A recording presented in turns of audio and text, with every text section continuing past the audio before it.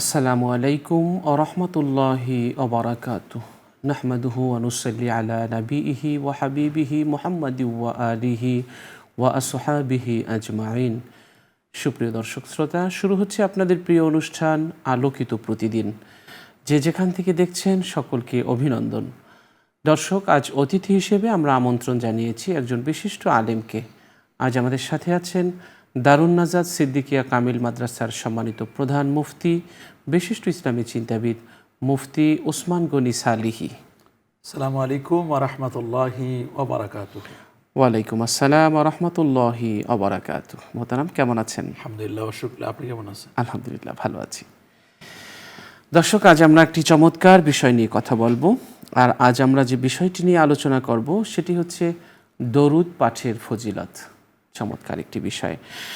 রাসূল সাল্লাল্লাহু আলাইহি সাল্লামের উপরে একবার দরুদ পাঠালে আল্লাহ তাআলা 10 বার রহমত নাজিল করেন ওই ব্যক্তির প্রতি। 10টি গুনাহ মাফ করে দেন আল্লাহ তাআলা এবং 10টি মর্যাদা আল্লাহ তাআলা বৃদ্ধি করে দেন। দরুদ ছাড়া দোয়া আসমান এবং জমিনের মাঝখানে ঝুলন্ত থাকে। দরুদ পাঠ করলে তা কবুল হয়। বেশি বেশি দরুদ পাঠে হৃদয়ে প্রশান্তি আসে এবং মানসিক দুশ্চিন্তা দূর হয়। নিয়মিত দরুদ পাঠে সম্পদের হেফাজত হয় এবং সম্পদে বরকত বৃদ্ধি পায়। কিয়ামতের ভয়াবহ দিনে রাসূল সাল্লাল্লাহু আলাইহি সাল্লামের শাফাআত পাওয়া যায় দরুদ শরীফ পাঠ করলে। যে ব্যক্তি দরুদ পাঠ করে ফেরেশতারা তার জন্য আল্লাহর কাছে রহমতের দোয়া করেন। এজন্যে আমরা দরুদ পাঠ করব এবং দরুদ পাঠে যে ফজিলত এবং মর্যাদার কথা বলা হয়েছে হাদিসে, সেই ফজিলত এবং মর্যাদা আমরা অর্জন করার চেষ্টা করব। রাসূল সাল্লাল্লাহু আলাইহি ওয়াসাল্লাম এই পৃথিবীতে আকাশের নিচে জমিনের উপরে রাসূল সাল্লাল্লাহু আলাইহি ওয়াসাল্লাম সর্বশ্রেষ্ঠ মহামানব এবং এই পৃথিবীতে আল্লাহর নামের পর রাসূল সাল্লাল্লাহু আলাইহি ওয়াসাল্লামের নামটি হলো সবচেয়ে জনপ্রিয় নাম, আলোচিত নাম। রাসূল সাল্লাল্লাহু আলাইহি ওয়াসাল্লামের দরুদ যখন পৃথিবীতে যখনই আজান হয়, সবখানে সব সময় আজান হতে থাকে, তখন রাসূল সাল্লাল্লাহু আলাইহি ওয়াসাল্লামের নামটাও আল্লাহ তাআলা উচ্চারিত করেন। যখন আমরা নামাজ পড়ি, পৃথিবীর সবখানে সব জায়গার মুসলিম জনগোষ্ঠী যখন নামাজ পড়ে, নামাজে রাসূল সাল্লাল্লাহু আলাইহি ওয়াসাল্লামের উপরে দরুদ পাঠ করেন, তখন তার নাম উচ্চারিত হয়। রাসূল সাল্লাল্লাহু আলাইহি ওয়াসাল্লাম এমন একজন ব্যক্তি যে আমাদের জন্য আদর্শ রয়েছে তার জীবনে। তো আমরা যারা নবীর শাফাত পেতে চাই, সুপারিশ পেতে চাই, নিশ্চয়ই তাদেরকে দরুদ বেশি বেশি পাঠ করতে হবে এবং আল্লাহর রসুলের সাথে দরুদ পাঠের মাধ্যমে গভীর এক ভালোবাসার বন্ধন তৈরি করতে হবে। আল্লাহ সেই তৌফিক আমাদের দান করুন। চলুন দরুদ পাঠের ফজিলত এই বিষয়টি নিয়ে আলোচনা শুনছি আমাদের আজকের অতিথির কাছ থেকে। জি মোহতারাম।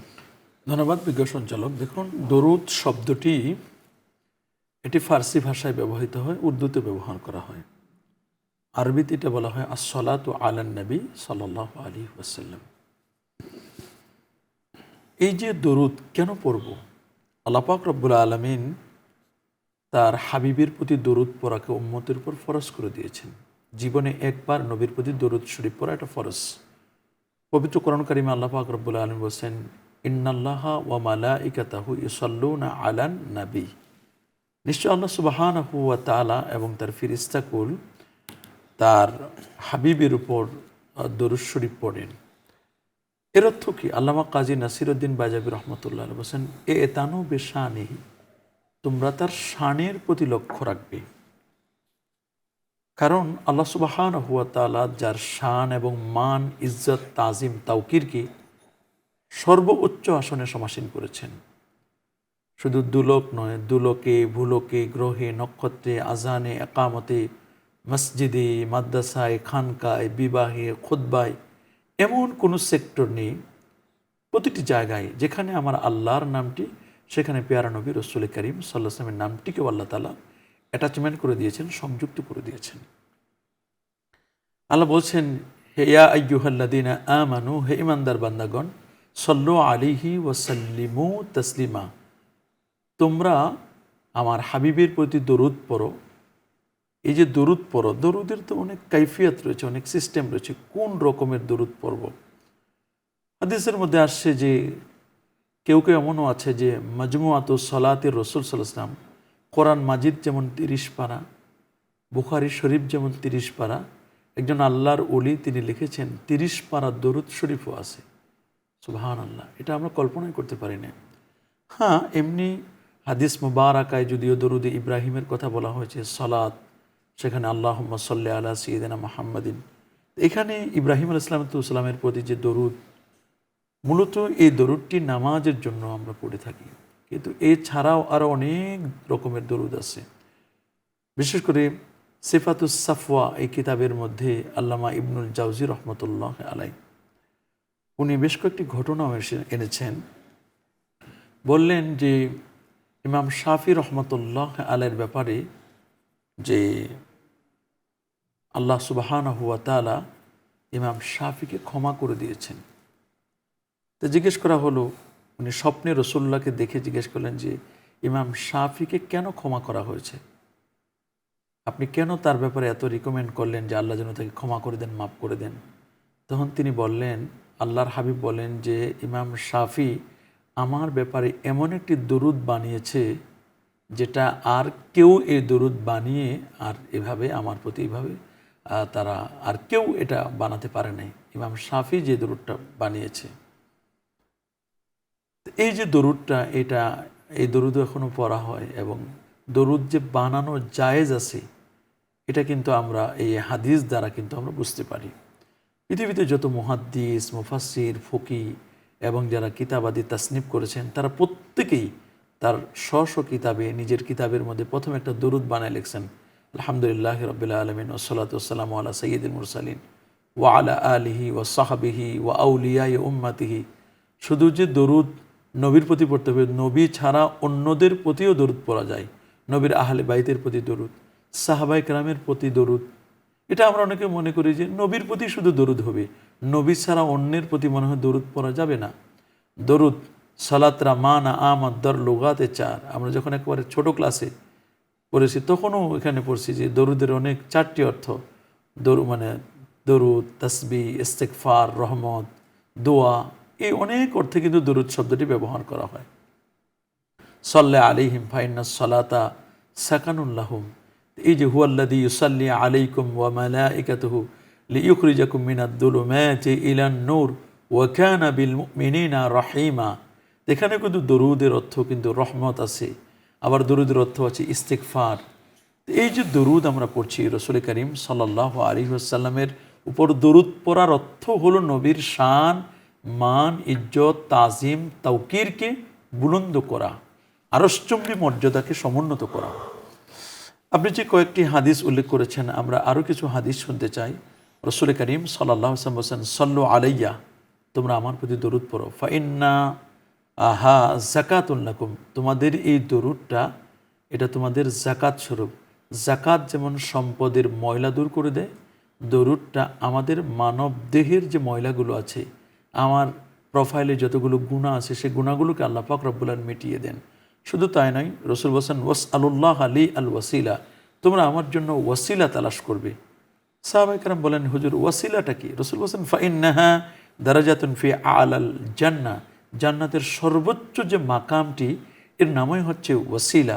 লা ইয়ানালুহা ইল্লা রাজুল, এটা আল্লাহ পাক রব্বুল আলামিন কাউকে দান করবেন না, কেবলমাত্র একজন ব্যক্তিকে দিবেন।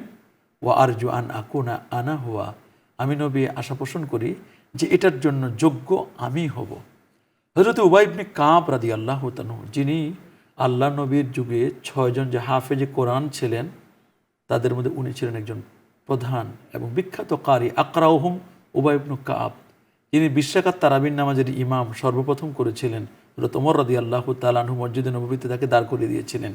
সে উবাই ইবনে কাব বলেন, কানা রাসূলুল্লাহ সাল্লাল্লাহু আলাইহি ওয়াসাল্লাম ইজা জাহাবা সুলুসাল লাইল কামা, নবী রাতের 2টো প্রহর যখন অতিক্রান্ত হলো তখন নবীজি উঠে যেতেন, মানে সুলুসাল লাইলে নবীজি উঠে যেতেন।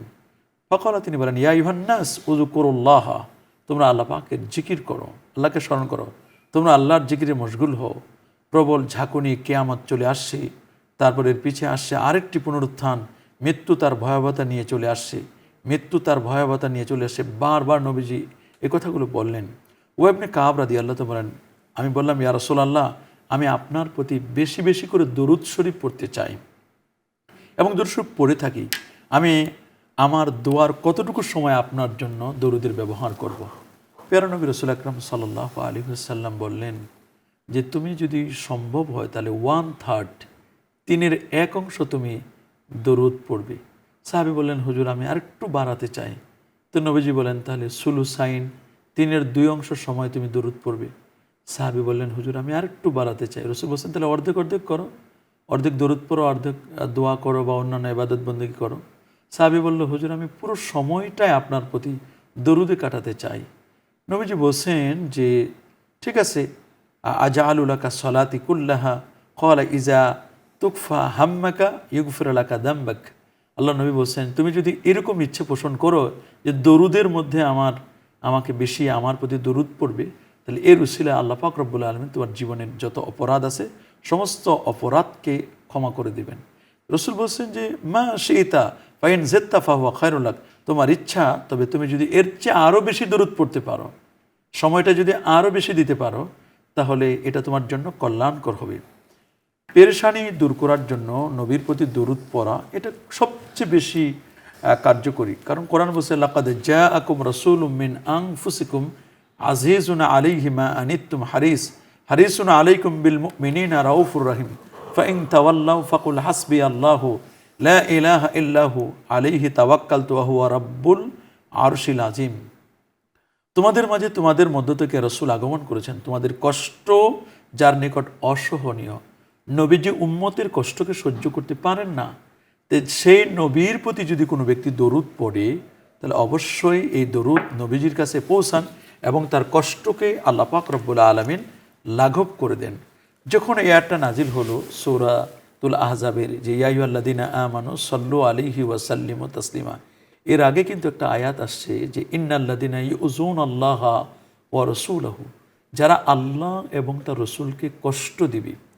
আল্লাহ এবং আল্লাহ রসুলকে কষ্ট কোনো কথা দিয়ে হোক, কোনো লেখনে দিয়ে হোক, কোনো বক্তব্য দিয়ে হোক। আপনি জানেন যে আমরা সবসময় শুনে আসতেছি ছোটোকাল থেকে যে কবরে প্রশ্ন হবে 3টা, মান রব্বুকা, ওয়ামা দীনুকা, ওমান নাবিয়ুকা। কিন্তু ইমাম বুখারী বলেন না, কবরের প্রশ্ন 3টা না, কবরের প্রশ্ন মূলত একটা। অবাক করার মতো, সব মুহাদ্দিসগণ বললেন কবরের প্রশ্ন 3টা, উনি বলেন আমি বিশ্বাস করি 3টা, কিন্তু অরিজিনাল প্রশ্ন একটা। বলে কেন? বলে মান রব্বুক, তোমার রব কে? রব তো এসে বলে যান নাই যে আমি রব। রবের পরিচয় জেনেছি নবীর মাধ্যমে। কুল হুয়াল্লাহু আহাদ, নবী আপনি বলুন। কি বলবো আল্লাহ, যে আমার পরিচয়টা আপনি দেন। আল্লাহকে চিনি না আমরা। কোরআনের দলিল, কোরআন যে আল্লাহর কালাম, তার দলিল আমার নবীজি। নবী যদি বলেন এটা কোরআন, এটা কোরআন হবে। নবী যদি বলেন যে এটা কোরআন না, আর পৃথিবীর সমস্ত মানুষ যদি বলে এটা কোরআনুল কারীম, কি বলেন আপনি, কোরআন হবে? কখনো না। নবীর কথা কোরআন হবে। আবার নবীর পরিচয় আল্লাহর পরিচয়। আল্লাহ আমাদের কারো কানে এসে বলে যান নাই, পৃথিবীর কোনো মানুষের কাছে এসে বলে যায় না যে আমি আল্লাহ, বরং আল্লাহ পাকের মাখলুক দেখে আমরা চিনব। আর আল্লাহর পরিচয়টা আমার রসুল দিয়েছেন। এই জন্য কুল ইয়া হাবিবি, কুল হলো রিসালাত। আর হুয়াল্লাহু আহাদ, আল্লাহুস সামাদ, লাম ইয়ালিদ ওয়ালাম ইউলাদ ওয়ালাম ইয়াকুল লাহু কুফুয়ান আহাদ, এটা হলো তাওহীদ। ইমানের দুটো তো পার্ট, একটা হলো তাওহীদ আর একটা হচ্ছে রিসালাত। আপনি যদি রিসালাতকে ডেভেলপ করতে চান, তাহলে দরুদের বিকল্প কোনো নেই। রিসালাতকে ডেভেলপ করতে গেলে দরুদ লাগবে। তাওহীদ তো আমার আল্লাহ, আল্লাহ পাক রব্বুল আলামিনের খুশির জন্য তার হাবিবকে মানতে হবে, হাবিবের শান এবং মানকে উচ্চকিত করতে হবে। তো যখন আয়াত নাজিল হলো, লাম্মা নাজালাত ইন্নাল্লাহা ওয়া মালাইকাতুহু ইউসাল্লুনা আলান নবী ক্বালু কাইফা নুসাল্লি আলাইকা ইয়া নবী আল্লাহ, ও আল্লাহ নবী আমরা কিভাবে আপনার প্রতি দরুদ পড়ব? ক্বালা, তখন তিনি বলেন, কুলু আল্লাহুম্মা সাল্লি আলা মুহাম্মাদিন ওয়া আলা আলি মুহাম্মাদ কামা সাল্লাইতা আলা ইব্রাহিমা ওয়া আলা আলি ইব্রাহিমা ইন্নাকা হামিদুম মাজিদ ওয়া বারিক আলা মুহাম্মাদ ওয়া আলা আলি মুহাম্মাদ কামা বারাকতা আলা ইব্রাহিমা ওয়া আলা আলি ইব্রাহিমা ইন্নাকা হামিদুম মাজিদ। এই দরুদটা নবীজি বললেন, এটা হলো দরুদের সিস্টেম। কারণ কোরআনে আল্লাহ বলছে ইন্নাল্লাহা ওয়া মালাইকাতুহু, এটা আসছে। এই যে দরুদ, এই দরুদের মাধ্যমে আমরা তো অনেক কিছু পাই। সাহাবায়ে কেরাম বলেন যে এটা এত বড় একটা হাদিয়া, যে হাদিয়াটা আমরা রসুলের পক্ষ থেকে পেয়েছি, এর চেয়ে বড় নেয়ামত আর কিছুই হতে পারে না।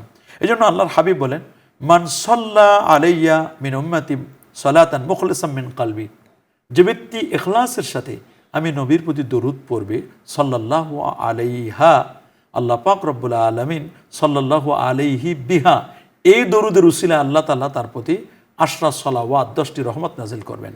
ওয়া রাফাহু বিহা 10 দারাজাত, আল্লাহ তার 10টি মর্যাদাকে বুলন্দ করে দিবেন। ওয়া কাতাবা লাহু বিহা 10 হাসানাত, 10টি হাসানা নেকি আল্লাহ লিখে দিবেন।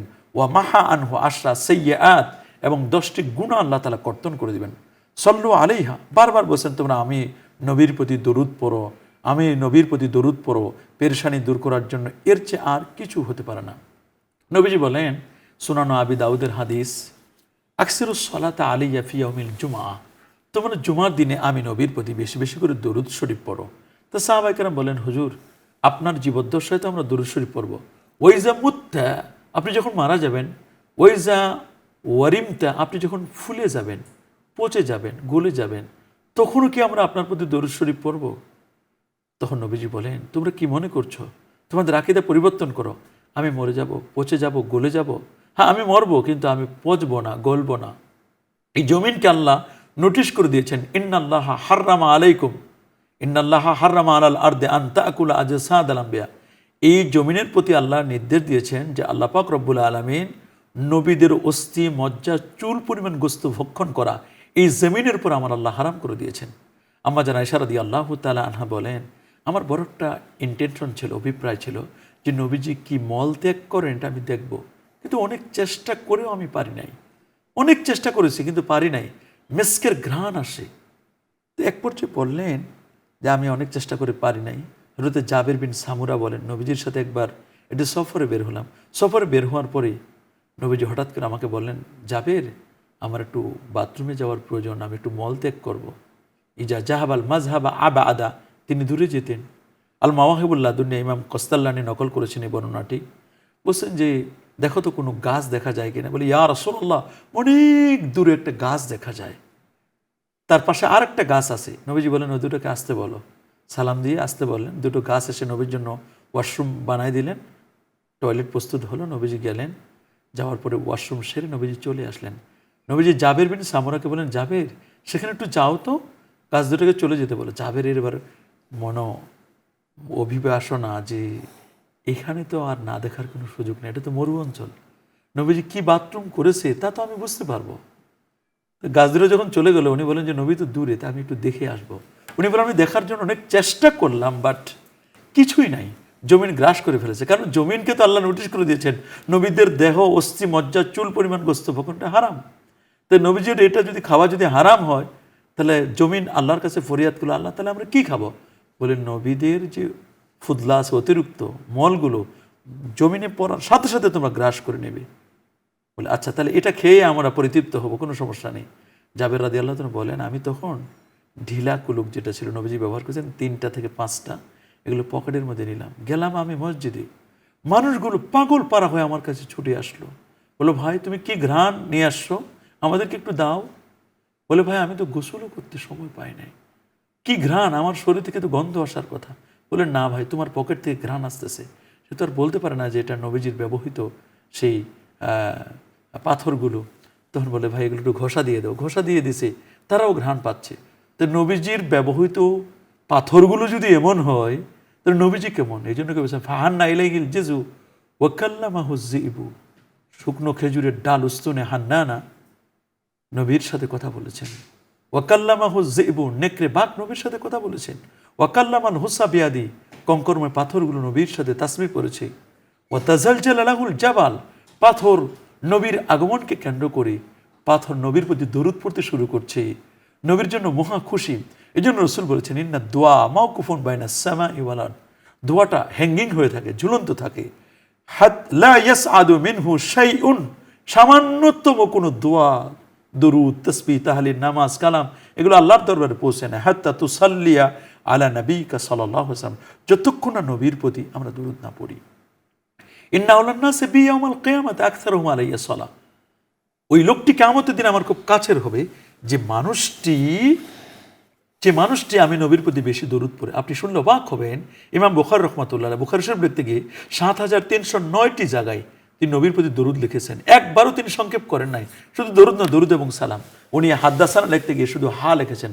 আমরা যখন হাদিস পড়াই আমাদের ছাত্রদেরকে, আমি প্রায় 22-23 বছর ধরে বুখারি পড়াই, এই যে 22টা বছর ধরে বুখারি শরীফ পড়াচ্ছি আমি, কোনোদিন হা লিখলে হাদ্দাসানা পড়াই, নুন আলিফ লিখলে হাদ্দাসানা পড়াই, হা লিখলে তাহবিলে সনদ লিখি। ইমাম বুখারি এটা সংকেত দিয়ে গেছেন। আবার আনা লিখলে আখবারানা পড়াই। কিন্তু দরুদ যখন লিখছে উনি একটি বারের জন্য সওয়াদ লেখেন নাই, সংক্ষেপ।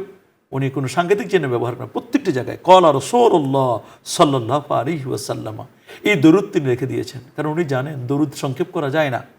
এই জন্য প্যারা নবী রাসূল আকরাম সাল্লাল্লাহু আলাইহি ওয়াসাল্লাম বলেন, ইন্না লিল্লাহি ফিল আরদি মালাইকাতান, এই জমিনে আল্লাহর কতগুলো ফেরেশতা আছে, সাইয়াহিনা ফিল আরদি, যারা জমিনে বিচরণ করে, ইউবাল্লিগুনা মিন উম্মতি আসসালাম, আমি নবীর প্রতি যে যারা সালাম পড়ে, দরুদ পড়ে, এটা আমার কাছে পৌঁছায় যায়। শুধু তাই নয়, রাগিমা আনফু রাজুলিন যুকিরতু ইনদাহু ফালাম ইউসাল্লি আলাইয়া, ওই ব্যক্তির নাক ধুলায় ধূসরিত হোক যে আমি নবীর প্রতি, নবীর নামটি শুনলো অথচ আমি নবীর প্রতি দরুদ শরীফ পড়লো না। আহা, দরুদ পড়লো না, ওই লোকটি জান্নাতে যেতে পারবে না। নবীর প্রতি আল বাখিলুল্লাযী মান যুকিরতু ইনদা, ওই ব্যক্তির চেয়ে সবচেয়ে বড় বখিল কে হতে পারে? যে ব্যক্তি আমার নামটা শুনলো, ফালাম ইউসাল্লি আলাইয়া, আমি নবীর প্রতি দরুদ শরীফ পড়লাম। মান নাসিয়া সালাতা আলাইয়া, যে আমার প্রতি দরুদ পড়তে ভুলে গেল, খাতিয়া তরিকাল জান্নাহ, সে তো জান্নাতের পথ থেকে বিচ্যুত হয়ে গেল।